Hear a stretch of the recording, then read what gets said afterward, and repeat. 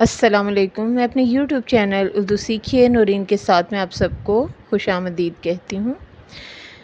آج ہم جماعت ہشتم اور جماعت نہم کی نئی کہانی اتفاق میں برکت پڑھیں گے۔ کسی گاؤں میں ایک کسان رہتا تھا جو بہت محنتی اور جفاکش تھا۔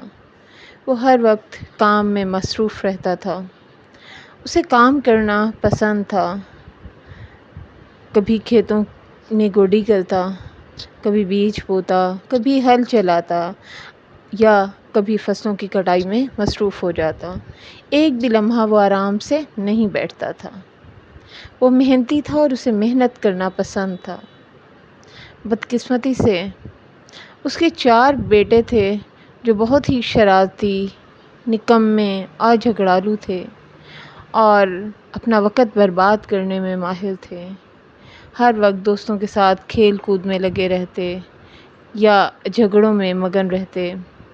کسان ان کے لڑائی جھگڑوں سے بہت پریشان تھا۔ ایک دن کسان کو ایک ترکیب سوجھی۔ اس نے 4 بیٹوں کو بلایا اور انہیں کہا کہ ایک ایک لکڑی لائیں۔ سب ایک ایک لکڑی لے آئے تو کسان نے ان لکڑیوں کو رسی سے باندھ دیا۔ کسان نے 4 بیٹوں کو کہا کہ اس گٹھے کو توڑ ڈالو۔ سب نے باری باشری کوشش کی، بہت جتن کیے، بہت کلہاڑے مارے، مگر سبھی ناکام رہے۔ پھر کسان نے انہیں کہا کہ گٹھے کو کھول دو اور اپنی اپنی لکڑی اٹھا لیں۔ سب نے باپ کا حکم مانا اور رسی کھول کر اپنی اپنی لکڑی لے لی۔ کسان نے بیٹوں سے کہا ان لکڑیوں کو توڑ دیں۔ 4 لڑکوں نے بآسانی ان لکڑیوں کو توڑ دیا کیونکہ ایک ایک لکڑی کو توڑنا اتنا کٹھن کام نہ تھا۔ باپ نے 4 بیٹوں کو سمجھایا، اگر تم سب اس گٹھے کی طرح مل کر اکٹھے رہو گے تو کوئی بڑے سے بڑا دشمن بھی تم لوگوں کو نقصان نہیں پہنچا سکتا۔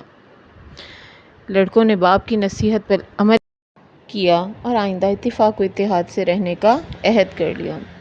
اس سے ان کو بہت مالی فائدہ ہوا۔